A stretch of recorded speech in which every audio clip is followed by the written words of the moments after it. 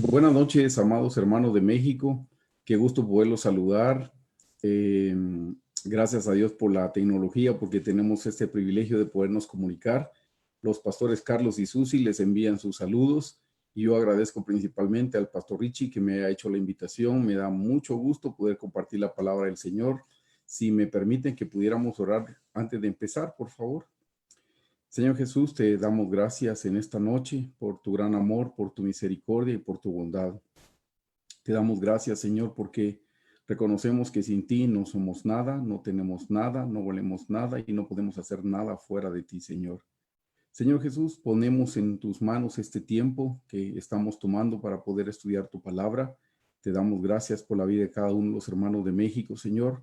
Oramos por este país para que tengas misericordia, que los guardes, que los protejas, que los bendigas, Señor, por favor. Bendice a todo el pueblo de México, Señor, bendícelo, Señor. Oramos para que tu preciosa sangre sea sobre ellos, que los guarde, Señor.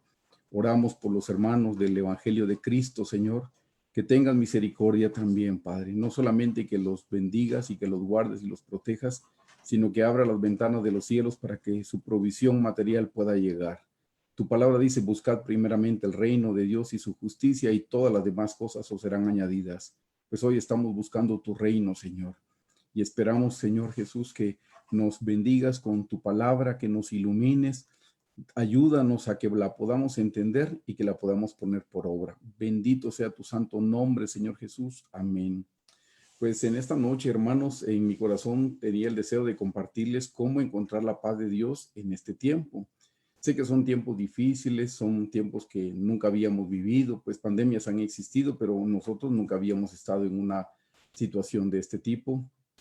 Pero nosotros que hemos aprendido por la misericordia del Señor este precioso mensaje, sabemos que todas las cosas vienen de la mano del Señor y que todo lo que viene de Dios es bueno. La Biblia dice, todas las cosas ayudan a bien a los que amamos al Señor. Así es que con la ayuda de Dios, esta noche yo les quiero compartir cómo encontrar la paz de Dios en este tiempo.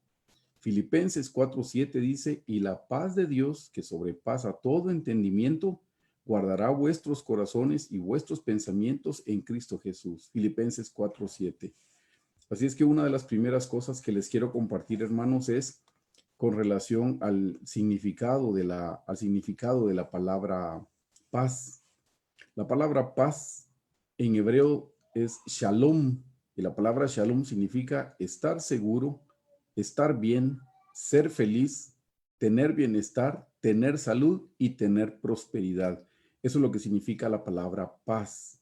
Y la palabra paz viene de otra raíz, shalom, que significa estar seguro en mente y en cuerpo. Quiero que lo noten, por favor, que dice estar seguro, pero empieza en la mente y luego se traslada al cuerpo. Debemos recordar, para empezar, hermanos, debemos recordar las palabras del Señor Jesucristo con relación a lo que estamos viviendo. Lucas 21, del 7 al 11 dice, y le preguntaron diciendo, Maestro, ¿cuándo será esto? ¿Y qué señal habrá cuando estas cosas estén por suceder, para suceder? Y él entonces dijo, mirad que no seáis engañados, porque vendrán muchos en mi nombre diciendo, yo soy el Cristo, y el tiempo está cerca, mas no vayáis en pos de ellos. Y cuando oigáis de guerras y de sediciones, no os alarméis, porque es necesario que estas cosas acontezcan primero, pero el fin no será inmediatamente. Entonces les dijo, se levantará nación contra nación y reino contra reino, y habrá grandes terremotos y en diferentes lugares hambres y pestilencias. La palabra pestilencias habla de enfermedades, habla de pandemias, y dice, y habrá pestilencias y habrá terror y grandes señales en el cielo. Hermanos, no estemos preocupados por lo que está sucediendo en el mundo, no estemos preocupados por lo que está sucediendo externamente, porque eso ya está en la palabra del Señor y son cosas que tienen que suceder. Deberíamos no de preocuparnos, porque la palabra preocupación es una palabra compuesta, pre y ocupación, o sea, es ocuparse antes de. Hermanos, no debemos preocuparnos aún de las cosas nuestras, sino debemos ocuparnos. Y de lo que nos debemos ocupar es de buscar primeramente el reino de Dios y su justicia. Así es como todas las cosas vendrán por añadidura. En la siguiente diapositiva, que sería el inciso B, quiero hablarles acerca de la fe. porque sé que en estos momentos, si ponemos nuestros ojos en las circunstancias naturales, lo que está sucediendo a nuestro alrededor, nuestra fe puede fallar, nuestra fe puede flaquear. Si ustedes recuerdan el pasaje, y ya pues gracias a Dios por el entendimiento que el Señor nos ha regalado, cuando el Señor Jesús venía caminando y Pedro le dice, si eres tú, manda que yo camine sobre el mar, y él empezó a caminar, pero la Biblia claramente dice que Pedro dejó de poner sus ojos en el Señor Jesús y lo puso en el viento que soplaba, dice el viento recio, él vio el viento. Y cuando dejó de poner sus ojos en el Señor Jesús y puso sus ojos en las circunstancias, en ese momento empezó a hundirse. Bueno, hermanos, es exactamente lo mismo. Por eso nuestra fe debe fortalecerse.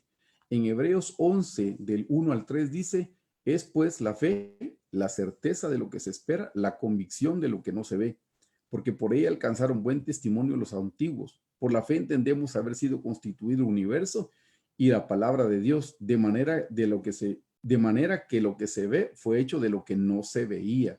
Yo quiero que ustedes noten ahí está el significado de la palabra fe, hermanos. Y la palabra fe significa persuasión, credibilidad, convicción y veracidad. Recuerdo que hace muchos años estuvo predicando con nosotros nuestra querida doctora Esparza aquí en Guatemala, y ella definió fe y dijo, fe no solo es creer en Dios. Ella dijo, fe es creer a Dios. Recuerden, hermanos, que los demonios también creen, dicen, y tiemblan. Pero una cosa es creer en Dios y otra cosa es creerle a Dios. Y a lo que debemos creerle es a su palabra. Hermano, la palabra del Señor es la única que nos puede sostener en estos momentos de tribulación. Yo veo ahora gente que está turbada, gente conocida mía, creyentes de tiempo, que se han turbado y que no saben cómo van a salir las cosas. Y lo primero que me viene a la mente es, cuando era tiempo de edificarse, no edificaron, porque ahora que necesitaban echar mano de la palabra, no han tenido de dónde echar mano, porque no atesoraron la palabra del Señor. Bueno, nosotros todavía tenemos tiempo para atesorar la palabra del Señor. Con relación a la fe, yo necesito explicarles que ya ustedes lo saben muy bien, hermanos. En Romanos 10:17 dice, así que la fe viene por el oír y el oír por la palabra de Dios. Hermanos, la fe viene cuando escuchamos la voz de Dios en su palabra. La palabra de Dios es la que nos trae la fe. De ahí la importancia de estar conectados con ella. Nosotros necesitamos tener nuestros tiempos a solas con el Señor en oración y en el estudio de la palabra. Si nosotros estamos atesorando la palabra del Señor, recuerden, dice que la fe viene por el oír y el oír por la palabra de Dios. A mí siempre me llamó la atención, hermanos, que dice la fe, que es el sentido de la vista del espíritu. La fe viene por el oír. Yo no conectaba, decía, ¿cómo es posible que mi sentido de la vista se active por el sentido del oído? Porque el sentido del oído en el espíritu es la reverencia y el sentido de la vista en el espíritu es la fe. Y yo decía, ¿cómo la conexión? Gracias a Dios, hace bastante tiempo el pastor Carlos nos explicó cómo se hicieron el becerro de oro. Ellos hicieron una imagen que es de la vista. Ellos hicieron una imagen con lo que tenían en sus oídos, con sus arcillos. Entonces la explicación que nos dio es todo lo que entra por nuestros oídos genera una imagen. Por eso nosotros debemos tener nuestros oídos prestos para escuchar la palabra del Señor, porque la palabra del Señor cuando entra por nuestros oídos, entonces genera la imagen correcta, lo que significa que la fe viene por el oír. Si oímos con reverencia, entonces vamos a tener fe. La Biblia dice que no caminamos por vista, sino por fe. De ahí, hermanos, la importancia, como les digo yo, de que tenemos que estar en contacto con la palabra del Señor. Quiero que vean algo con relación a la paz. En Lucas 7:50 dice, pero él dijo a la mujer, tu fe te ha salvado. Noten bien, tu fe te ha salvado. Y le dijo, ve en paz. Entonces yo les tengo aquí un diagrama. Hermanos, si nosotros estamos en contacto con la palabra del Señor, la palabra del Señor genera la fe.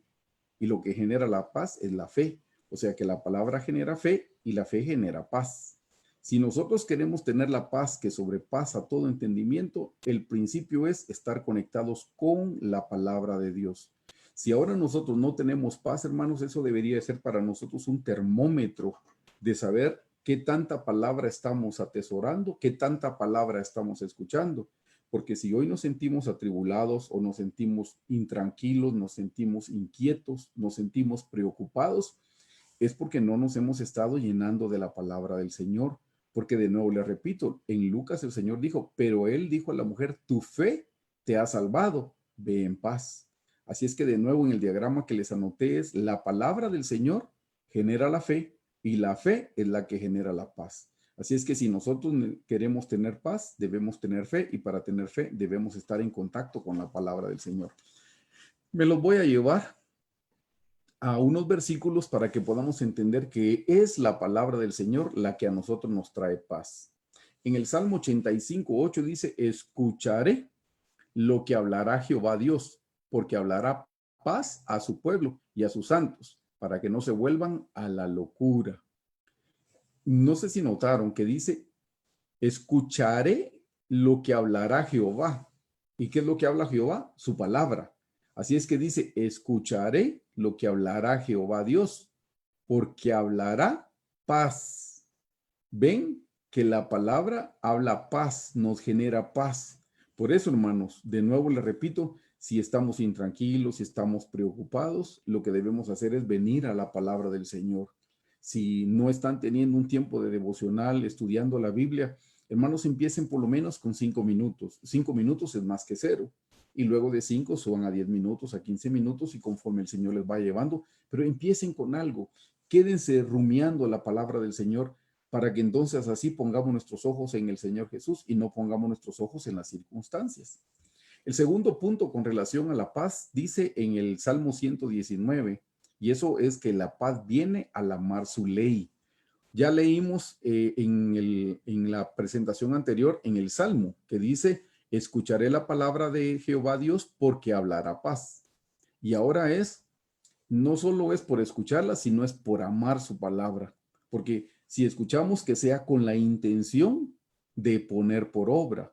Miren qué cosa más linda, porque en los mandamientos el Señor dice, si diereis oído a mi voz para procurar poner por obra mis mandamientos. Qué lindo, porque el Señor sabe que nosotros no tenemos la capacidad de cumplir a cabalidad con su palabra. No tenemos la capacidad de cumplir en su totalidad. Hay 10 mandamientos y los 10 mandamientos se dividían en 613 preceptos. Y la Biblia dice que si fallábamos en uno, fallamos en todo. Pero el Señor dice, si por lo menos procuramos poner por obra su palabra, si procuramos poner por obra. Bueno, aquí dice, si amamos su ley. En el Salmo 119, 165 dice, mucha paz tienen los que aman tu ley y no hay para ellos tropiezo. Hermanos, una cosa es oír la palabra de Dios sin la intención de ponerla por obra. Como dice Santiago, son oidores olvidadizos. Pero otra cosa es poner por obra la palabra de Dios, eso es amarla. Dice que el que ama su palabra es el que ama al Señor, pero ¿cómo amamos su palabra? Si la guardamos, pero la guardamos poniéndola por obra. Hermanos, al cielo no nos vamos a llevar la palabra teórica, nos vamos a llevar la palabra puesta por obra, la experiencia. Es cierto que tenemos un candelero porque lámpara es a mis pies tu palabra y lumbrera mi camino, pero hay una mesa de los panes de la proposición para poner por obra la palabra. La palabra es nuestra cuando nosotros la vivimos, cuando la asimilamos. Por eso es que vienen las aves del cielo y se roban la semilla de la palabra cuando nosotros no la ponemos por obra. Pero si ustedes no quieren que las aves del cielo, que son pensamientos de duda o de incredulidad de parte del enemigo, se roben la semilla de la palabra, lo que tenemos que hacer es que la palabra penetre y que pueda echar raíz y pueda dar fruto. De esa manera el enemigo no se la puede robar. Si hay algún principio bíblico que todavía no estamos practicando, practiquémoslo. De esa manera el enemigo no se lo puede robar porque nosotros ya tenemos la experiencia. Así es que de nuevo dice, mucha paz tienen los que aman tu ley. Y ya le dije, amar su ley es procurar ponerla por obra. Si nosotros amamos la palabra de Dios, si la vivimos, esa experiencia nos va a traer paz. No son las teorías, hermanos, es la experiencia la que nos trae la paz. En el tercer punto, el Señor Jesús ya venció y eso es lo que debemos recordar. En Juan 16:33, la palabra del Señor dice, estas cosas os he hablado para que en mí tengáis paz, dice. Ven, estas cosas os he hablado, dice. O sea, si nosotros escuchamos la palabra de Dios, estas cosas os he hablado para que en mí tengáis paz. En el mundo tendréis aflicción, pero confiad, yo he vencido al mundo. Nuevamente dice que lo que Dios habla es paz. Debemos confiar en su palabra, en lo que Él dice. Hermanos, la palabra del Señor es la única que nos puede traer a nosotros la paz que nuestra alma está necesitando en este momento. Yo sé que estamos pasando por situaciones difíciles, sé que la economía no es igual y no va a ser igual después de esto. Sé que las empresas están recortando trabajadores, lo entiendo porque eso también está sucediendo en nuestro país.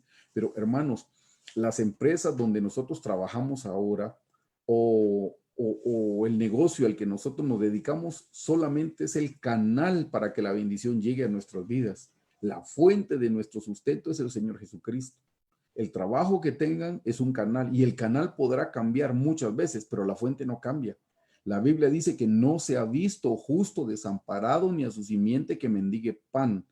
Hermanos, no somos justos por nuestras obras y nuestra justicia, sino por la justicia del Señor Jesucristo, lo que Él compró para nosotros en la cruz del Calvario. Y como ahora tenemos al Señor Jesús en nuestro corazón, entonces Él nos hace justos. Por eso dice, no se ha visto justo desamparado, ni a su simiente que mendigue pan.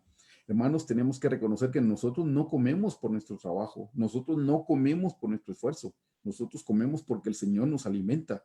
Si el Señor alimenta a las aves de los cielos, hermanos, ¿cómo no nos va a alimentar a nosotros? El Señor tiene cuidado de los pajaritos. ¿Cómo no va a tener cuidado de sus hijos, de su creación más alta? Los pajaritos no fueron creados a la imagen y semejanza del Señor, pero el hombre sí. Y nosotros somos sus hijos no solo por creación, sino ahora somos sus hijos por redención. Hermanos, confiemos, Dios nos ama con amor eterno. Así es que el Señor tiene cuidado de nosotros. Entendamos que todas las cosas ayudan a bien a los que amamos al Señor. Así es que si en este momento estamos pasando por algún tiempo de tribulación, lo mejor, lo primero que deberíamos hacer es irnos a la palabra del Señor, a llenarnos de su palabra, a atesorarnos, porque es la palabra la que nos va a traer la paz que nuestra alma está necesitando. En el inciso 4 dice, debemos llevar nuestras preocupaciones a Dios. Hermanos, yo sé que generalmente uno cuando está preocupado en alguna situación difícil o adversa, uno lo primero que hace es salir corriendo, hermanos, a buscar ayuda en alguien. Y recuérdense, hermanos, la Biblia dice, maldito el varón que confía en el hombre. Por cierto que no dice, bendito el varón que desconfía del hombre. No, no se trata de desconfiar, pero no se trata de poner nuestra confianza en las personas para que nosotros creamos que esas personas nos pueden ayudar. Al final de cuentas, quien nos ayude es el Señor. Si alguna persona nos ayuda en esta tierra, es un instrumento en las manos del Señor, pero nuestra confianza debe estar puesta en el Señor, no en las personas, no en un tío que tiene posiciones económicas o en el jefe. No, nuestra confianza debe estar puesta en el Señor Jesucristo.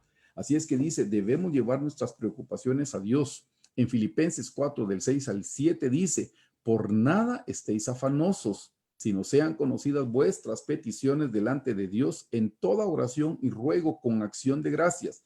Noten bien, hermanos, está diciendo, miren, por nada estéis afanosos, o sea, la palabra afanosos es preocupados. No estemos preocupados, dice, sino sean conocidas vuestras peticiones delante de Dios en toda oración y ruego, pero también dice con acción de gracias.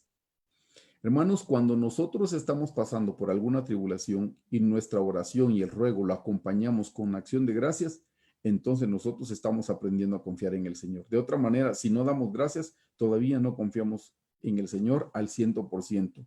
Confiaremos en alguna medida, pero no totalmente, hasta que nosotros estemos agradecidos. Si hoy, hermanos, está faltando el sustento en nuestras casas, que digamos, llegamos a un momento donde ya no hay nada que comer, y yo puedo decirle, Señor, y te doy gracias, y que nunca vamos a llegar a eso porque acabamos de estudiar que el Señor es el que nos sustenta, pero pensando que es la última comida, les prometo, hermanos, que el Señor va a dar la provisión. Cuando damos gracias es porque estamos aceptando su voluntad.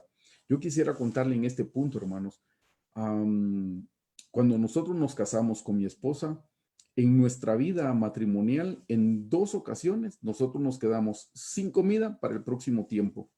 Justo fueron en día domingo. En las 2 ocasiones yo recuerdo muy bien que nosotros llegamos de la iglesia después del servicio, estábamos empezando nuestro matrimonio y bueno, tuvimos uno de nuestros hijos tuvo una complicación en su nacimiento y tuvimos que entrar a deuda de bancos para poder pagar su nacimiento, una cosa demasiado cara para nosotros. Y yo recuerdo que en esas 2 ocasiones, que no fueron a la semana siguiente, sino digo, tal vez pasaron 3 meses o 6 meses, pero estábamos pasando por situaciones bien difíciles, hermanos. Yo recuerdo que llegando de la iglesia, abrimos nuestro refrigerador, encontramos algo ahí viejito, pero era lo que teníamos para comer y agua pura. Y yo recuerdo muy bien con mi esposa que nos tomamos de las manos, oramos y le dijimos, Señor, gracias porque esto es lo que tenemos para almorzar. Ten misericordia de nosotros, Señor, porque ya no tenemos para la cena. Señor, haz un milagro, por favor. Y en esto tengo que hacer un paréntesis. Cuando yo era soltero, yo leí varios libros, pero uno de los que me gusta mucho y yo lo recomiendo es la biografía de grandes cristianos. No sé si ustedes lo han leído. De hecho, se lo puedo enviar al pastor Richie para que se los envíe a ustedes. Yo lo tengo en PDF. En biografía de grandes cristianos, yo había leído, ahí está la vida de muchos creyentes, pero yo había leído de dos hombres que ellos habían hecho como un trato con el Señor, que cada vez que ellos tuvieran alguna necesidad económica, ellos no iban a acudir a ninguna persona, sino directamente al Señor. Porque ellos, ahí es donde explican el principio de maldito el varón que confía en el hombre. Ellos iban a poner su confianza total en el Señor Jesucristo. Y yo cuando lo leí, albergué mi corazón a hacerlo de la misma manera. Cuando ya nos casamos con mi esposa, que vienen de la misma iglesia de donde nosotros, de donde yo vengo, y recuerdo que estábamos todavía en el tiempo del compromiso, comentamos que habíamos leído a los mismos autores y a los libros, y cuando hablamos de que ellos habían hecho un trato de que no le iban a contar nunca a nadie sus necesidades, nosotros nos pusimos de acuerdo en ese momento éramos novios, y nos pusimos de acuerdo que si alguna vez pasábamos necesidades económicas, no se lo íbamos a decir a nadie, ni a mis suegros, ni a mis papás, no, solamente al Señor. Aún, hermanos, cuando alguien me preguntaba, ¿y qué tal estás? Y si yo le digo, mira, que aquí no tengo para comer, indirectamente yo ya le pedí. Eso es apoyarme en el brazo de hombre. Así es que nosotros hasta en esa ocasión hicimos el trato, hermanos, de decir, no, nosotros al Señor le vamos a clamar. Por eso en esas dos ocasiones quiero contarles, nos tomamos de las manos a la hora de almorzar, le dimos gracias y le dijimos, Señor, muchas gracias porque sí tenemos algo que almorzar, pero ya no tenemos para la cena, Señor. Señor, quisieras enviarnos tu provisión, por favor. Y hermanos, tengo al Señor de testigo. En las dos ocasiones, después del almuerzo, diga media tarde, llegó gente a la casa a decirnos, mira, el Señor nos puso en el corazón que les trajéramos esta canasta de víveres. Y nosotros lo único que podíamos hacer, hermanos, era llorar y darle gracias al Señor, decir, Señor, qué bueno eres tú. Si ustedes han leído la biografía del hombre que evangelizó la China, Hudson Taylor. Si han leído la biografía de Hudson Taylor era inglés y había ido a evangelizar China. Y en su biografía está muy lindo, y eso también está en la película de su biografía. Llegó un momento en que él se quedó ya sin nada de comer. O sea, se terminó lo de la mañana y ya no tenía para el tiempo de comida siguiente. Qué cosa más interesante, porque él se hinca a orar y le dice, Señor, ya no tengo comida para más tarde. La última que tenía me la acabo de comer. Señor, quisiera mandarme provisión, por favor. Y Hudson Taylor todavía está hincado orando cuando le tocan la puerta y él se levanta y abre. Es el cartero. Pero quiero que sepan, era correspondencia de Inglaterra a China. Eso no llega rápido, eso no es un email, eso no era tecnología. Él está orando en este momento porque tiene una necesidad económica y está hincado todavía cuando tocan a su puerta, y es el cartero que le lleva correspondencia de Inglaterra y le lleva un sobre. Y ya saben ustedes lo que iba en ese sobre. En ese sobre iba dinero. Ahí estaba la provisión. Yo cuando lo leí me quedé pensando, ¿y con cuánta anticipación el Señor le mandó su provisión a Hudson Taylor? ¿Cómo sabía el Señor exactamente en qué momento él se iba a quedar sin comer, se iba a quedar ya sin comida, que le llegó justo a tiempo? Hermanos, el Señor no llega tarde, el Señor llega justo en el momento. Y si en este momento, ahora, no tengo una provisión para un mes, hermanos, es porque el Señor me está probando. Cuando los israelitas cruzaron el Mar Rojo, hermanos, qué cosa más linda. El mar se abrió por completo de un extremo hacia el otro extremo. Ellos podían ver desde este lado hasta el otro lado. Así cruzaron ellos el Mar Rojo.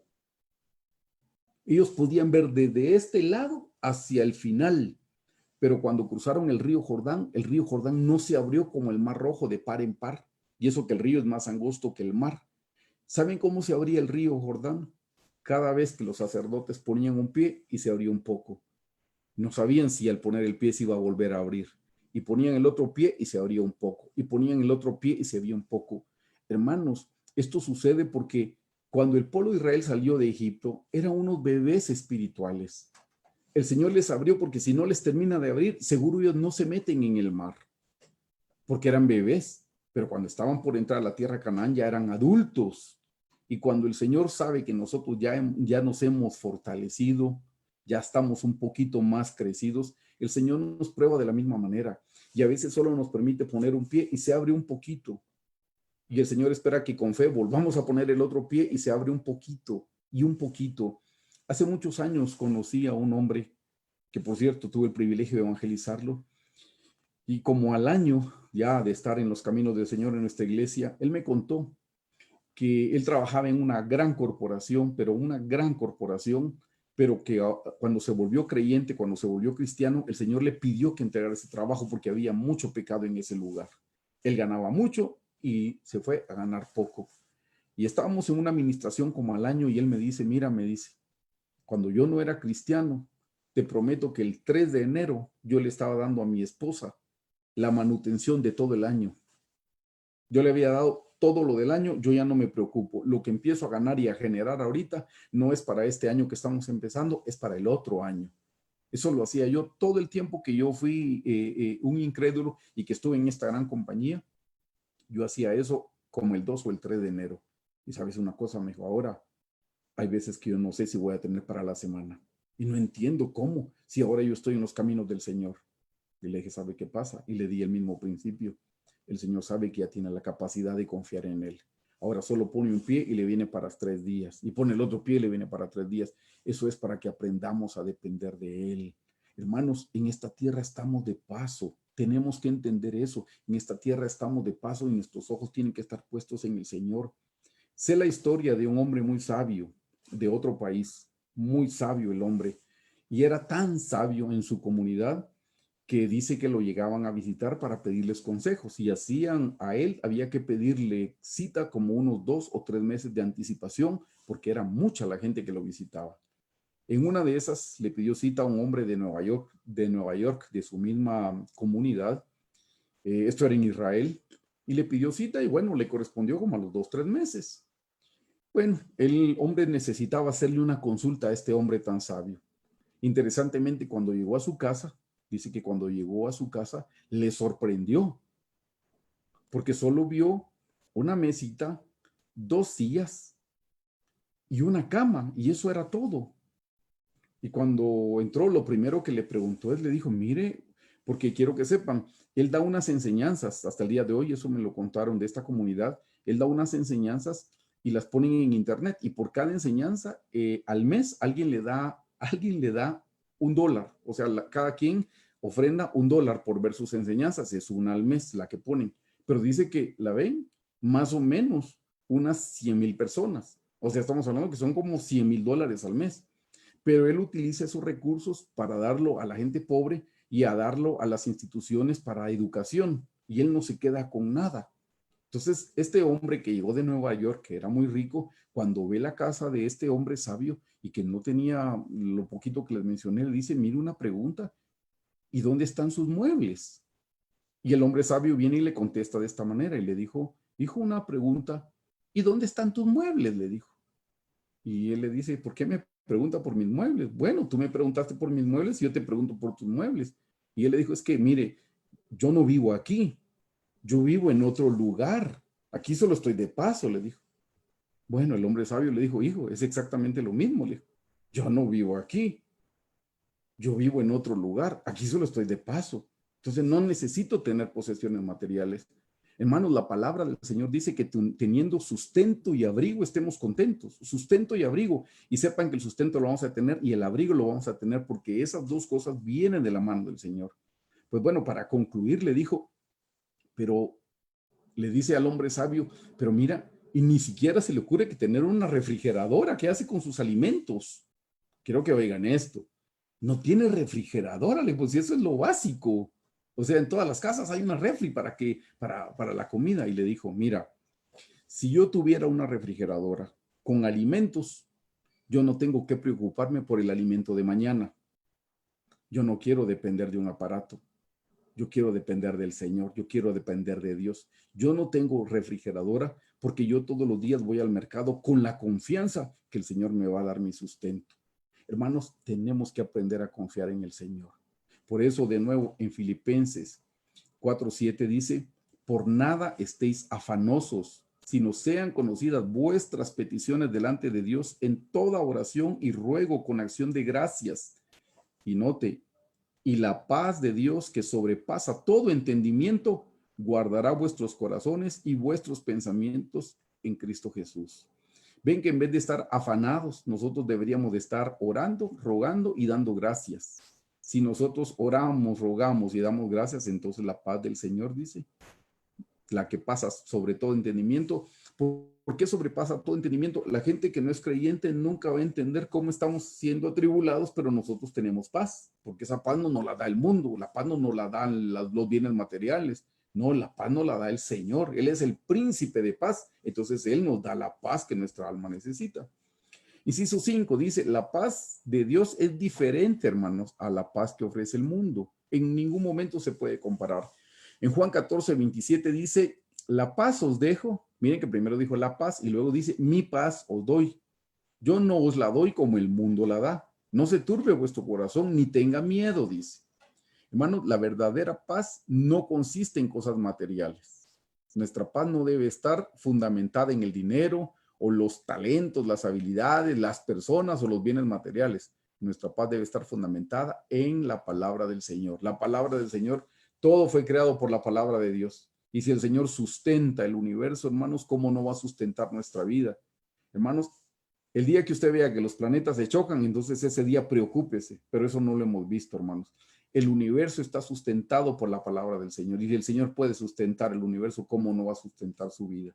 Hermanos, nuestra vida está en la palma de la mano del Señor. No hay mejor lugar para estar. Vamos a la siguiente diapositiva. Mire qué interesante. Pensar en Dios nos trae paz. Si nuestra mente está ocupada en el Señor, eso nos trae paz. Isaías 26:3-4 dice, tú guardarás en completa paz a aquel cuyo pensamiento en ti persevera, porque en ti ha confiado. Confiad en Jehová perpetuamente, porque en Jehová el Señor está la fortaleza de los siglos. Notó que dice, tú guardarás en completa paz, completa, no a medias, completa, aquel cuyo pensamiento en ti persevera. ¿Se recuerda de la definición de paz, shalom, y la otra raíz, shalom? Shalom decía paz en la mente. Es que tiene que empezar en nuestra mente para que venga nuestro cuerpo y luego nuestra alma, pero tiene que empezar en nuestra mente, hermanos. Tú guardarás en completa paz a aquel cuyo pensamiento en ti persevera, o sea, que insiste en pensar en el Señor, en la palabra, porque en ti ha confiado. Si confiamos en el Señor, estamos más pendientes de su palabra que de las circunstancias. De nuevo, hablando del pensamiento, mire, dice, debemos ocupar nuestra mente con el Señor Jesucristo. En Filipenses 4:8-9, usted ya lo conoce, pero leámoslo, dice, por lo demás, hermanos, todo lo que es verdadero, todo lo honesto, todo lo justo, todo lo puro, todo lo amable, todo lo que es de buen nombre, si hay virtud alguna, si algo digno de alabanza, en esto pensad. Hermanos, ¿quién llena todas estas características y estos atributos? ¿Quién llena que es verdadero, que es honesto, que es justo, que es puro, que es amable, que es de buen nombre, que hay virtud, que es digno de alabanza? ¿Quién? Solamente en el Señor Jesucristo. Solamente el Señor Jesucristo llena estas características y estas cualidades. Y dice, en esto pensad, o sea, pensad en el Señor Jesucristo. En el 9 dice, lo que aprendisteis y recibisteis y oísteis y visteis en mí, esto haced y Dios y el Dios de paz estará con vosotros. Ven que de nuevo, hermanos, si nosotros llenamos nuestra mente del Señor y pensamos en su palabra, pensamos en su nombre, meditamos en él, entonces nosotros vamos a tener paz. No nos dejemos llevar por lo que nuestros ojos ven, no, dejémonos llevar por la palabra del Señor. ¿Se recuerdan, hermanos? ¿Qué profeta era? Elías, cuando ora para que venga la lluvia. y él pone su cabeza entre las rodillas y le dice a su siervo, ve a ver, ¿ves alguna nube? No, no veo. ¿Ves alguna nube? No, no veo. ¿Ves alguna nube? No, no. Al fin apareció una nube pequeñita como una mano que se hizo grande y vino una gran tormenta. Hermano, no pongamos nuestros ojos en las circunstancias, pongamos nuestros ojos en la palabra del Señor. La palabra del Señor es la única que puede sostenernos en este tiempo y en todo tiempo, hermanos. Vamos a la diapositiva número 8, que dice, podemos descansar en su paz. El Salmo 4:8 dice, en paz me acostaré y asimismo dormiré, porque solo tú, Jehová, me haces vivir confiado. Note que dice, en paz me acostaré. Aquí le tengo que decir algo. Generalmente las preocupaciones vienen a la hora de dormir, generalmente. Y si nosotros meditamos en su palabra, con toda seguridad vamos a dormir en paz. Si nosotros meditamos en la mañana cuando empezamos el día y meditamos en la palabra del Señor en la noche, entonces vamos a dormir en paz. Pero si en vez de orar en la noche y en vez de nosotros tomarnos el tiempo para meditar y estudiar la palabra del Señor en la noche, nos quedamos viendo noticias y nos quedamos viendo otras cosas en las redes sociales, de eso nos estamos alimentando en nuestra mente. Y otro día nos vamos a levantar intranquilos. ¿Por qué? Porque no vamos a dormir en paz. Porque la paz viene, dice, en paz me acostaré, así mismo dormiré, porque solo tú, Jehová, me haces vivir confiado. Así es que mi consejo, hermanos, es, yo no estoy, no, por favor, no estoy haciendo ninguna prohibición de no ver noticias, no, cada quien como sea su gusto. Lo que sí le digo es que lo último que haga en la noche sea orar y meditar en la palabra del Señor, leer un versículo, dos versículos, un pasaje como el Señor le ponga. Y una vez que lo haya hecho, entonces quédese meditando y duérmase meditando en la palabra del Señor. Eso le va a traer paz a su alma. La diapositiva número 9 dice, dejemos que la paz de Cristo nos gobierne. En Colosenses 3-5 dice, y la paz de Dios gobierne en vuestros corazones, a la que asimismo fuisteis llamados en un solo cuerpo, y sed agradecidos. Ven que de nuevo aquí dice, sed agradecidos. Es como les digo, hermanos, la gratitud es un termómetro. Y quiero decirles algo, miren, hermanos, ¿saben, hermanos, que estar triste es pecado? Al final de cuentas, quiero que sepa, el enojo es una tristeza. Perdón, lo dije mal, disculpe. No, la tristeza es un enojo pasivo. Cuando uno está triste, uno está enojado de manera pasiva. ¿Qué tal, hermano? No, aquí triste. No, triste no, estoy enojado. Hermano, que ya no le he visto ahora por la iglesia. Ah, es que estoy triste. No, usted está enojado y enojado con el Señor. Al final, cuando nos enojamos con el Señor. Pero quiero que sepa, estar enojado es, perdón, de nuevo, estar triste es pecado. ¿Sabe por qué? Porque cuando estamos tristes, nosotros le estamos diciendo al Señor indirectamente, Señor, no me gusta cómo estás manejando mi vida. Señor, si yo estuviera en tu lugar, yo la estaría manejando mejor de lo que tú la manejas. No me gusta cómo manejas mi vida. Así es como lo decimos indirectamente, por eso estar triste es pecado. Se recuerdan al apóstol Pablo, en Filipenses dice, regocijaos, otra vez os digo regocijaos. Hermanos, uno cree que Pablo cuando dice regocijaos, él estaba en Acapulco, de la playa que ustedes conocen. Uno cree que el apóstol Pablo está en Acapulco con una coca cero, estaba muy bien atendido. Hermanos, no. Cuando Pablo escribió la carta a los filipenses, él estaba en una cárcel y en una cárcel él les dice regocijaos, otra vez os digo regocijaos. Él fue el que dijo todo lo puedo en Cristo que me fortalece, pero en el contexto de he aprendido a vivir en abundancia y he aprendido a vivir en escasez. En ese contexto es que dice todo lo puedo en Cristo que me fortalece. Pero hermanos, cuando le escribe a los filipenses, él estaba en una cárcel y usted no lee en una sola de sus cartas una queja del apóstol Pablo. No se está quejando ni de la comida, ni del frío, ni de que no tiene un colchón. No se está quejando para nada. Medio logra entender uno un poquito cuando le escribe a Timoteo y le dice, y si puedes venir a verme, y si puedes traerme el capote porque hace un poco de frío. Es lo único que uno puede entender que está pasando penas. Pero por lo demás, Pablo no se queja.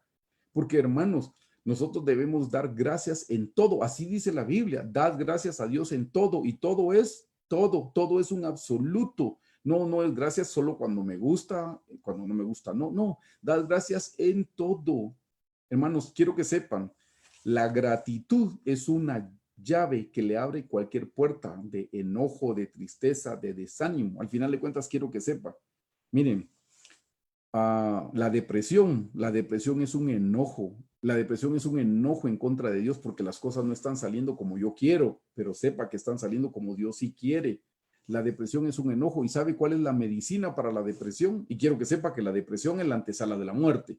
La gente que cae en mucha depresión, muchos terminan suicidándose porque la depresión es la antesala de la muerte. ¿Sabe cuál es la medicina de la depresión? La medicina se llama gratitud. ¿Recuerdan a los apóstoles, a Pablo y a Silas, que los tomaron presos, no porque fueran delincuentes, no porque fueran unos pillos, no, los tomaron presos por estar predicando el evangelio? Y cuando están predicando, los llevan a la cárcel, hermanos. Y están en la cárcel y los meten hasta el calabozo de más adentro y todavía con grillos en las manos y en los pies. Y usted no oye que ellos se estén quejando, sí, ya de nada sirve mi vida, ahora que estoy sirviendo al Señor y no me salen las cosas bien, así es como me paga el Señor, no tiene cuidado de nosotros. No, ellos no se están quejando. Si lo recuerda bien, ellos se ponen a cantar a la medianoche y empiezan a cantar himnos y bien recio. Y cantando a la medianoche dice que hubo un terremoto, hermano, y abrió las cárceles, cárceles físicas. Quiero decirle, hay cárceles espirituales, cárceles de enojo, cárceles de tristeza, cárceles de depresión. Pero cuando nosotros cantamos y damos gracias al Señor, las cárceles se abren. Hermanos, yo quiero que sepan, yo estuve en una depresión 3 años. Yo esto lo aprendí por experiencia. Yo estuve en una depresión 3 años e iba a la iglesia y predicaba cuando me pedían predicar y ministraba y hacía todo lo que tenía que hacer. Pero le prometo que cuando yo iba de mi casa al trabajo, yo lloraba y gritaba en ese carro y lloraba y gritaba de regreso. Por si usted no lo sabe, el Señor nos bendijo con 2 hijos, pero uno de los pequeños, por el cual le conté que estuvimos en grandes deudas, él nació prematuro en el 4 mes de embarazo. A mi esposa se le rompió la membrana, el ginecólogo dijo que abortáramos porque el bebé no se iba a lograr, que el bebé se iba a perder. Y entonces mi esposa hizo reposo. Si tenía 4, tenía que haber hecho 5 meses de reposo. Logró hacer solamente 2 y llegó al 6.º mes. Y en el 6.º mes hubo un desprendimiento de la placenta y hubo sangramiento y tuvieron que operarla. El bebé de 4 o 6 meses ya no se formó en la misma intensidad como se forma un bebé normal porque se quedó sin líquido amniótico de 10 centímetros como mínimo que debe tener un bebé. Mi hijo tenía 3, 10 y 20 es el rango en el que debe estar. Mi hijo tenía 3. Por eso el ginecólogo me insistió en que abortara, y yo le dije, no vamos a abortar. Le quiero contar, mi hijo estuvo 38 días en un hospital carísimo porque no había esos aparatos, solo en ese lugar lo tenían. Por eso es que cuando él salió tuvimos que meternos a préstamos de bancos por muchos años. Pero lo que le quiero contar es que el doctor me dijo, mire, como me dijo necio, porque yo quería seguir con el embarazo, yo le dije, es que eso no me compete a mí tomar la decisión de abortar. Pero me recuerdo bien que él me dijo, mire, 2 problemas va a tener su hijo. Problemas respiratorios, porque sus pulmones respiran líquido amniótico cuando están en el vientre y no tienen líquido amniótico para respirar. Uno, y va a tener problemas físicos, porque un bebé en el vientre está con el líquido como en una piscinita, pero su bebé se va a quedar en seco, me dijo. Entonces él va a tener 2 problemas. Hermanos, efectivamente, mi hijo ha sufrido los 2 problemas, problemas respiratorios y problemas en sus extremidades. De hecho, él tiene una discapacidad que se llama espasticidad, que es el músculo muy duro. El músculo muy duro no le permite la motricidad. A mi hijo Marcos ya se le ha operado muchas veces, pero ese es un problema que el cerebro no generó algo que se llama mielina, que le da el toque normal al músculo. Bueno, lo que le quiero contar es, olvídese que mi hijo pueda practicar algún deporte. Eh, pues se lo tengo que contar. Ya tiene 22 años, está en la universidad, pero hasta el día de hoy hay que ayudarlo con todo, hay que bañarlo, hay que cambiarlo, etcétera, etcétera, etcétera. Así es que, hermanos, yo pasé 3 años con esa depresión. Yo sabía que era depresión. Yo llegaba a momentos, hermanos, en los que decía, cómo quisiera dormirme y no despertar jamás. Hermanos, es lo mismo que decir, me quiero morir. Solo que como soy cristiano, lo digo políticamente correcto, pero era exactamente lo mismo. Yo estuve con una depresión de 3 años, créame que lloraba en la calle, en mi casa procuraba no llorar. Pero, y mire, las deudas altísimas. Nosotros pasamos muchas navidades. Recuerdo que mi esposa tan linda, fue muy ordenada, y me decía, Eric, por favor, prométeme que no nos vas a comprar nada, no tenemos dinero, todo lo que tenemos es para pagar deudas, por favor. Me creen, hermanos, que yo no me podía tomar una soda, una Coca-Cola, no podía tomarme un agua gaseosa, porque con 50 gaseosas yo compro un bote de leche para mi hijo, que él tomaba una leche, no sé si es la misma marca allá que aquí, pero era Pediasure, una leche muy cara, carísima. Y si a la Pachita tenía que ponerle 3 copitas, le ponía 2 y media para estirar un poquito más la leche. O sea, ese era el tiempo. Mi hijo debimos haberle hecho terapia desde pequeño, pero no podíamos porque no teníamos dinero. Esa era la situación en la que estábamos, hermanos. Y yo con esto, Señor, ¿y aquí qué pasó? Y Padre, pero si yo soy tu hijo, pero Señor, si yo te amo, quiero que sepa que mi hijo no gateaba, mi hijo se arrastraba. O sea, le quiero contar, eran situaciones difíciles. Y así fue como yo aprendí mi lección, se lo tengo que contar. Fui y pedí consejería con un hombre muy especial. Y cuando le conté mi caso, como por 1 hora me dejó hablar y me dejó llorar. Y le conté mis calamidades y mis penas. Y cuando terminé de contarle, me dice, mira, me dice, me pone la mano en el hombro y me dice, mira, Eric, ay, me dijo, a ti lo que te falta es gratitud. ¿Cómo? No, hombre, le digo, pero un momento, perdón, ¿cómo así gratitud? O sea, tú te estás burlando de mí, le digo yo. ¿Cómo gratitud? ¿Gratitud de qué?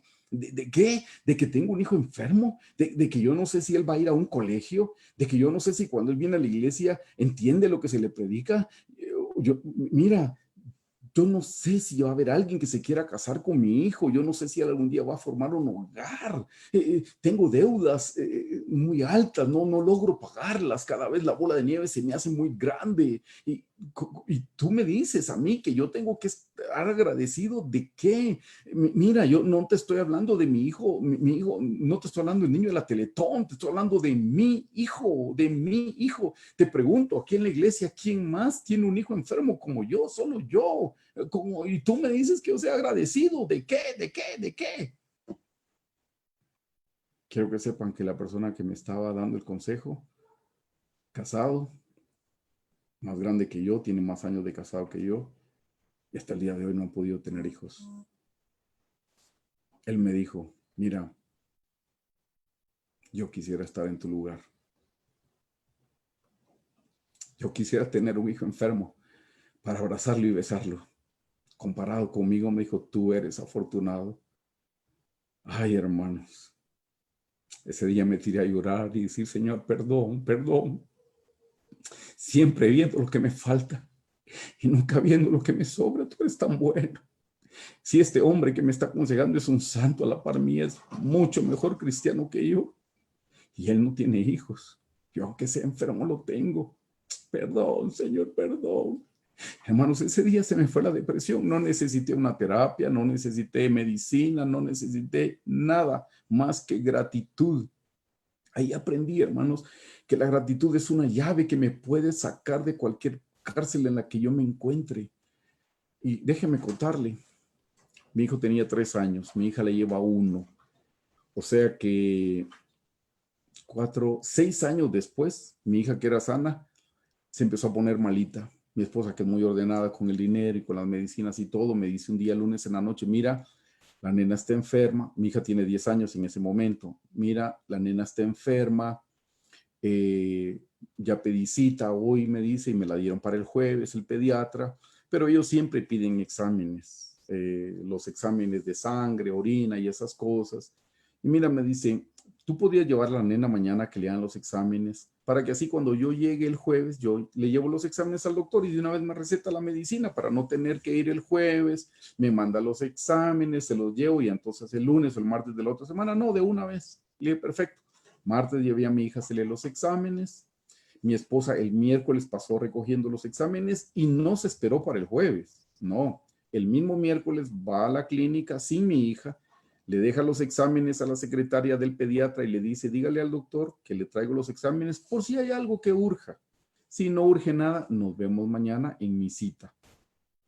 Mi esposa dice que iba para su casa, iba para nuestra casa, perdón, cuando la llamaron por teléfono y le dice el doctor, señora, ¿ya llegó a su casa?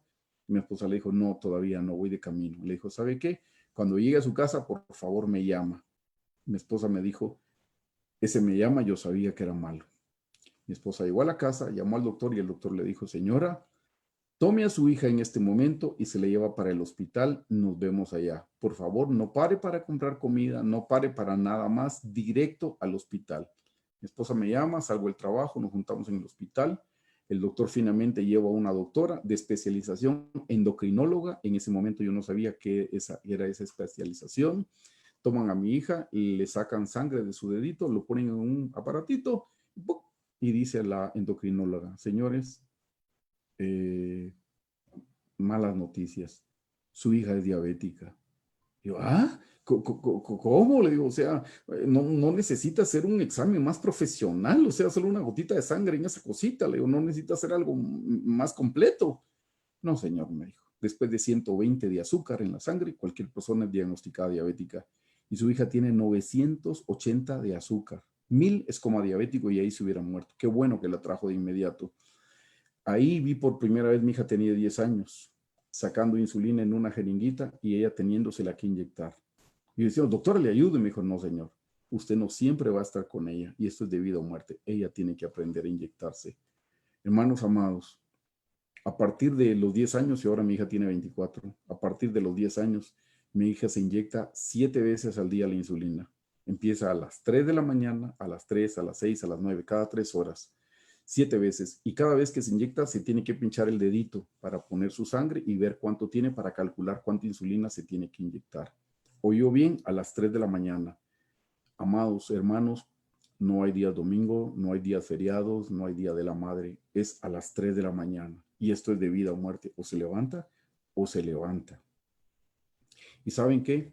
La última inyección es a las 11 de la noche. Quiero que sepa que después de que se inyecta, tiene que tomar alimentos a la media hora, porque si no se le cae el azúcar porque ya se inyectó la insulina. O sea, se inyecta la insulina para que baje un poco y un poquito de comida para irla baja y sube para que se mantenga más o menos estable. ¿Saben qué es lo más difícil? A las 11:30 yo he visto llorar a mi hija y me dice, papi, tú sabes lo que es comer sin hambre, porque ella tiene que comer a esa hora porque ya se inyectó. Y yo le digo, cielo, no sé lo que es comer sin hambre, yo nunca he comido sin hambre. Y sí me dice, yo tengo que comer sin hambre, yo tengo que comer sin hambre, no tengo hambre, pero tengo que meterle algo más al cuerpo porque necesito. No tengo palabras, solo decirle si yo entiendo eso. Hermanos, son 7 pinchones en los dedos al día.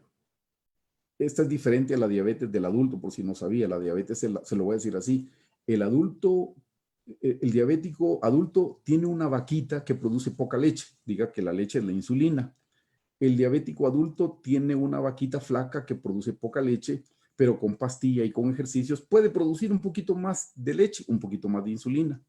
El diabético infantil no tiene vaca, o sea, no produce insulina para nada, por eso se la tiene que inyectar, por eso se le llama insulinodependientes. Hermanos, estamos hablando que son 7 pinchones al día, eso es hasta el día de hoy, 7 pinchoncitos para ver cuánto tiene azúcar y en base a eso, y ya viene la inyección de la insulina. Hace años mi hija quiso tratar de aprender a tocar piano, eso es imposible, no tiene sensibilidad en los dedos de tanto pinchón. Yo quiero decirles, hermanos, cuando estábamos en el hospital, y la doctora dijo que mi hija era diabética, mi esposa preguntó, doctora, ¿y esto a qué se debe? Y no sé si es respuesta de doctor, pero le dijo, mire, esto es 1 en 1.000.000. Yo quiero que sepa que con mi hijo yo le había preguntado al doctor, doctor, ¿esto a qué se debe? Y él también me dijo, mire, esto es 1 en 1.000.000. Por eso le digo, no sé si es respuesta de doctor, pero yo oí por segunda vez que yo era el número 1.000.000. Y yo quiero aclararle algo. Yo nunca he escuchado la voz del Señor audiblemente en mis oídos, nunca. Pero yo ese día que estábamos en la conversación, el pediatra, la endocrinóloga, mi esposa, mi hija y yo en esa sala, yo oí una voz, después de que me dijeron 1 en 1.000.000, yo oí una voz que me dijo, ¿te diste cuenta que te tocó ser otra vez el número 1.000.000? Y yo cerré mis ojos, yo oí la voz, y yo cerré mis ojos y dije, cierto, me tocó ser el número 1.000.000. Y la voz me dijo, vaya que no tuviste un tercer hijo, si no seguro te viene enfermo. Y yo dije, cierto, solo tengo 2 y los 2 son enfermos. Mi esposa se quedó con mi hija porque era muy pequeña, se quedó en el hospital, yo me tuve que ir para mi casa. Quiero que sepa que en esa época vivíamos en la casa de mis suegros porque para pagar el nacimiento de mi hijo, que todavía lo estábamos pagando, tuvimos que dejar el apartamento que teníamos y nos fuimos a vivir con mis suegros cuando le conté de la situación económica. Yo iba para mi casa, hermanos, ese día después de lo que sucedió en el hospital y la voz me habló por tercera vez y me dijo, ¿de qué te ha servido tratar de agradar a Dios todo este tiempo? Y yo solo cerré mis ojos y dije, de nada, no me ha servido de nada. Hermanos, ya no fue un enojo pasivo como con mi hijo, esta vez fue un enojo activo, porque esa vez me enojé mucho. Y le dije al Señor, Señor, no te bastó atravesarme el corazón con mi hijo, ¿verdad? Me lo atravesaste por segunda vez con mi hija, a los que más amo. Quiero que sepan, hermanos, que por mi hijo, creo que 4 veces en el altar yo le dije, Señor, te cambio mi salvación por la salud de él. Mándame al infierno si tú quieres. ¿Saben que así dijo Moisés cuando le dijo, Señor, perdona el pecado de este pueblo y si no, ráame de tu libro que has escrito? Pero yo también le dije, Señor, mándame al infierno, pero dale la salud a mi hijo, por favor. Después le dije, Señor, te cambio mi salud. Señor, enférmame a mí y dale mi salud a mi hijo, por favor. Y hermanos, ahora me tocó con mi hija. Mi hija que empieza un tratamiento a las 3 de la mañana y termina a las 11 de la noche. Tuvo que hacer homeschool porque en el colegio tenía que salirse, inyectarse, calentar comida y comer era complicado. Y cuando regresaba a la clase se perdió muchas cosas porque tenía que salir a medirse el azúcar, a inyectarse y luego a comer. Eso en el colegio le pasaba unas 4 veces en el tiempo que estaba ahí. Era complicado, hermanos. A donde viaje tiene que ir con insulina, las jeringas y todo lo que hay que, si alguien sabe de eso, es complicado. Si viaja hay que llevar un certificado que puede llevar jeringas, agujas, etcétera, etcétera. Yo quiero que sepan, hermanos, yo pasé 15 días peleándome con el Señor y diciendo, Señor, ¿por qué? ¿Pero por qué? ¿Qué he hecho de mal? Pero Señor, si yo te sirvo, yo acepté al Señor a los 19 años, yo estoy con el hermano Carlos desde el año 87. Señor, ¿en qué te he fallado? Sé que soy un gran pecador, pero Señor, no pequé tanto, pues, porque a los 19 años me convertí y ahí voy medio caminando, me caigo, me levanto, y entonces. Y a los 15 días, hermanos, yo sentía que me iba a morir del enojo. Y esa vez le dije, Señor, ayúdame, estoy enojado contigo, pero necesito tu ayuda. Y entonces recordé, hermanos, cómo fui libre la primera vez con mi hijo. Y se recuerdan que le dije con gratitud. ¿Y cómo hago, hermanos, para encontrar ahora la gratitud en esta situación con mi hija? Que mi hija, ya le dije que tormentoso es el tratamiento y caro, hermanos, porque ahora me vuelve a subir el presupuesto porque la insulina es cara, las inyecciones son caras, las tiras reactivas del glucómetro son caras, eso es caro, la comida es cara porque no puede comer en cualquier lugar, no puede comer cualquier cosa. Tiene que ser cosas naturales, cosas sanas. Hermanos, ¿cómo puedo yo hacer para que me brote la gratitud? Y entonces, ¿saben qué?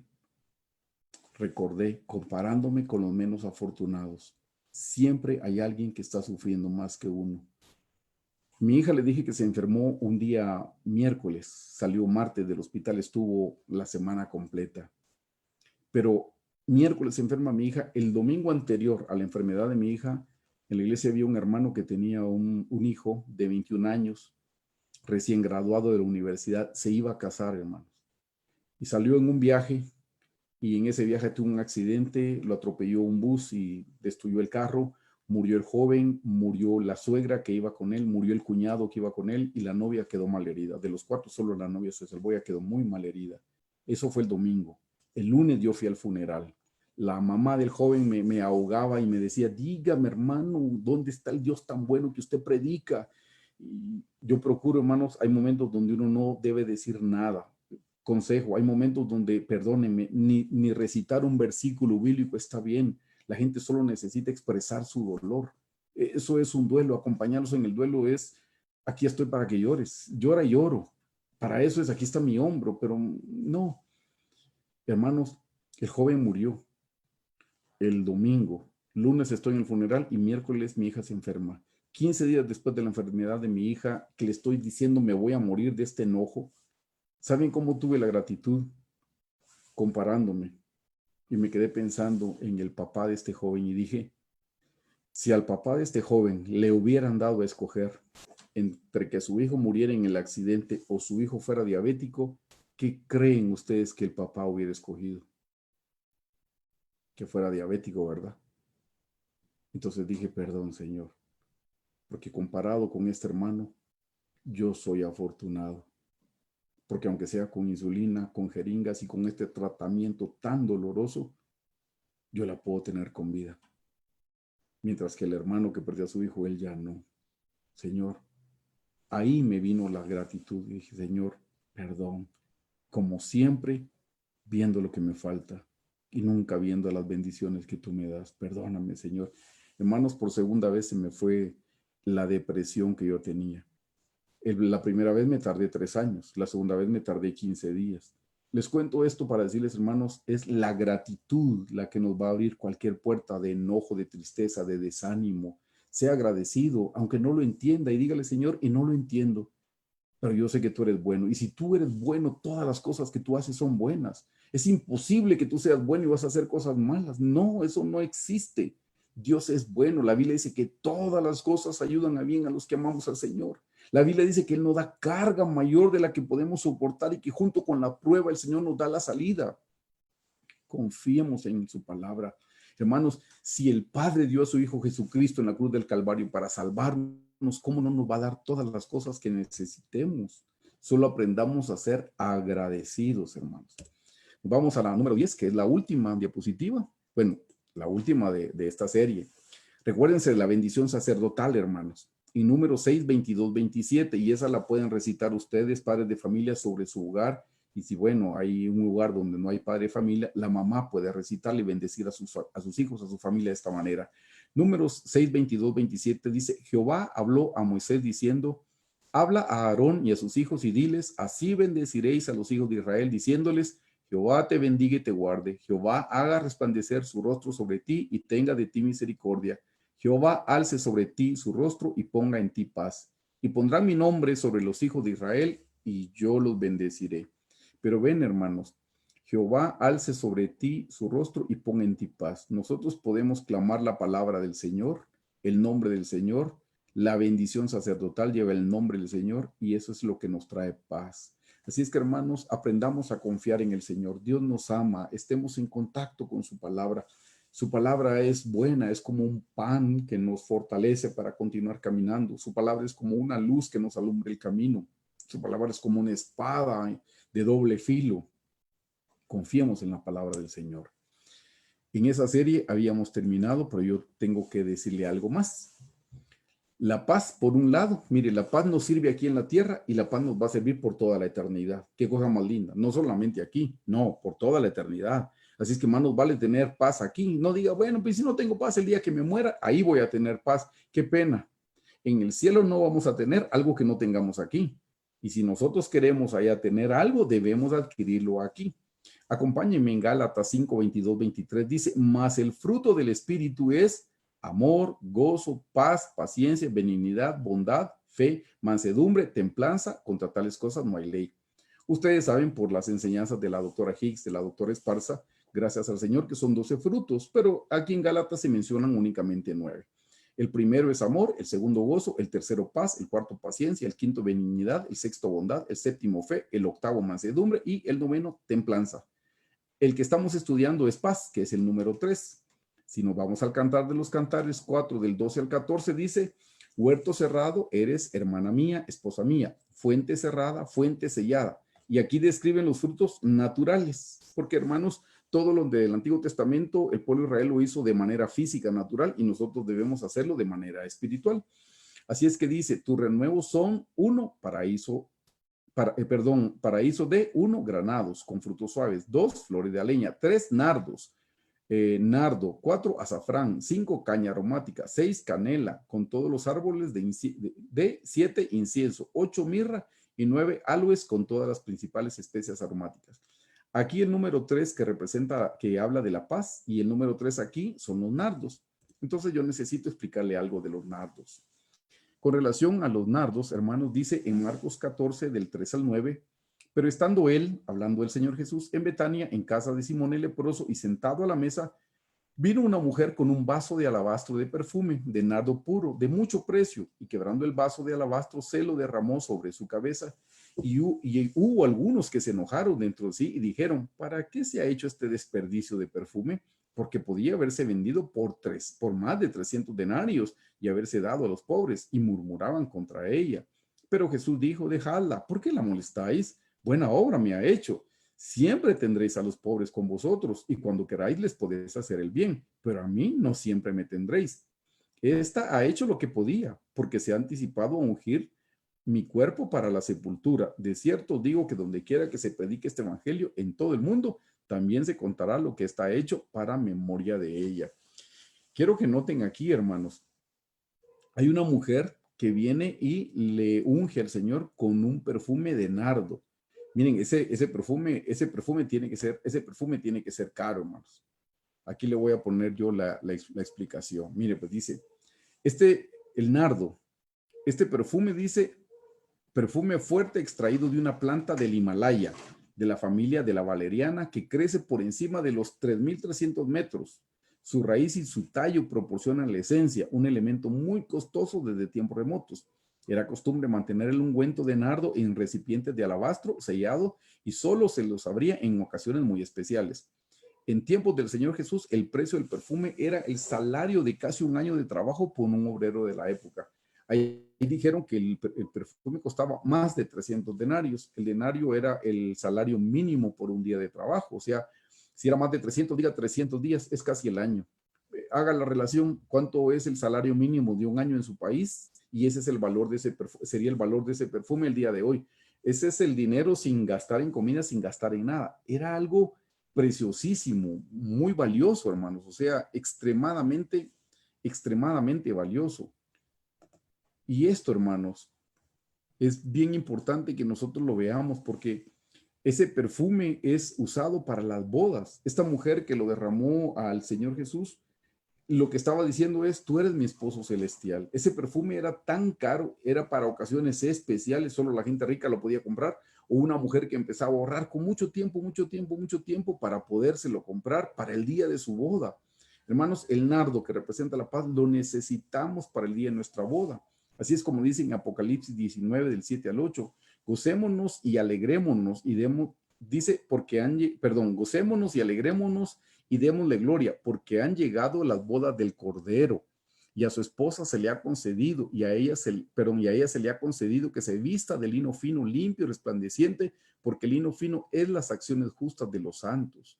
Entonces, hermanos, yo termino diciéndoles, nosotros necesitamos paz en este mundo, y esa paz que adquiramos aquí nos la vamos a llevar y nos va a servir por la eternidad. Eso nos sirve para que nosotros nos casemos con el Señor Jesucristo. El Señor Jesucristo, eh, el Señor Jesucristo es nuestro amado esposo celestial y a Él es al que nosotros tenemos que ministrar. Así es que quería que vieran que la paz la necesitamos aquí en la tierra y la vamos a seguir necesitando por toda la eternidad. Y la paz viene cuando nosotros, hermanos, estamos en contacto con la palabra del Señor. Así es que yo los exhorto, hermanos, para que estudien su Biblia, que dediquen tiempo. Yo no sé si allá tienen toque de queda como acá. Nosotros acá pues estamos agradecidos con el Señor, aunque nosotros estamos saliendo a trabajar, pero tenemos un horario y venimos más temprano a la casa. Estamos teniendo más tiempo para compartir con nuestra familia, teniendo más tiempo para orar, más tiempo para estudiar la Biblia. Gracias al Señor por eso, hermanos. Pero aprovechemos el tiempo, así dice la Escritura, aprovechemos bien el tiempo. Los tiempos son malos, así es que aprovechémoslos bien orando. Si creemos que que el arrebatamiento está próximo, entonces a nosotros más nos vale, hermanos, estar preparados para cuando sea la venida del Señor. Aprovechemos el tiempo que tenemos ahora. Hermanos, de las circunstancias se encarga el Señor. De nuestra situación laboral o económica se encarga el Señor. Pero nuestro crecimiento espiritual es parte de lo que nosotros tenemos que trabajar. Trabajemos por nuestro crecimiento espiritual, hermanos. Aprovechemos el tiempo que tenemos. Amén. Me dio mucho gusto poderlo saludar. De nuevamente, muchas gracias, Pastor Richie, por la invitación. Muy fino por haberme invitado. Quisiera que finalizáramos orando, hermanos, y que le pidamos al Señor que selle su palabra en nuestros corazones y que nos ayude a ponerla por obra. ¿Está bien? Señor Jesús, te damos gracias en esta noche, Señor, por el privilegio tan alto que nos das de estudiar tu palabra. Señor, gracias porque tenemos acceso, Señor, a una Biblia en nuestro idioma. Señor, gracias por tus siervos que tradujeron las escrituras a nuestro idioma natal, Señor. Y muchos de ellos pagaron con su vida, Señor, para que hoy nosotros podamos tener este libro precioso en nuestra casa. Perdónanos porque muchas veces lo hemos dejado olvidado por algún lugar, Señor. Perdónanos porque de alguna manera nosotros como el pueblo de Israel también hemos menospreciado el maná, Señor. Perdónanos porque aunque no lo digamos con nuestra boca, lo decimos con nuestros hechos.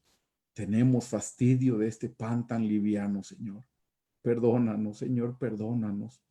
Por eso es que el maná, Señor, la urna con maná estaba en el arca, Señor, porque eso daba un mal testimonio del pueblo. Y nosotros también hemos cometido el mismo pecado, Señor, de menospreciar tu palabra. Perdónanos, Señor, perdónanos, Señor, perdónanos. ¿A quién iremos si solo tú tienes palabras de vida eterna? Señor, clamamos tu sangre de misericordias por habernos apartado de tus mandamientos, de tus estatutos, de la meditación de tu palabra, Señor.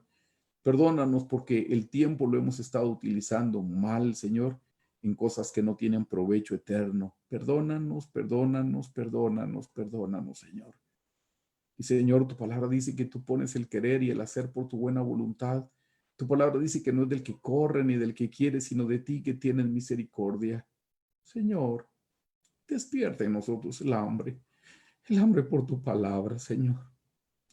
Haznos ser necesitados, que podamos ver nuestra pobreza espiritual, que podamos venir como la mujer sirofenicia a decirte, Señor, cierto que no merecemos un pan, pero aún de la mesa de los amos comen los perrillos, las migajas que se caen. Señor, tan solo una migaja que nos pueda cambiar y nos pueda transformar. Tan solo una migaja, Señor Jesús. Bendito sea tu santo nombre. Señor, despierta el hambre, despierta la necesidad de orar, la necesidad de estudiar tu palabra, Señor. Que sea más necesaria, Señor Jesús, que respirar el aire, que sea más necesaria que el alimento natural, que sea más necesario, Señor Jesús, que el agua natural, que el agua física. Provoca esa sed en nuestros labios, la sed de tu palabra, Señor. Que nosotros podamos ser como la mujer de junto al pozo, Señor. Sacia nuestra sed con tu palabra, por favor, Jesús, por favor. Ora basaya, rabasaya, rabasaya. Oh, rabababacuya, rabababacuya, rabababacuya.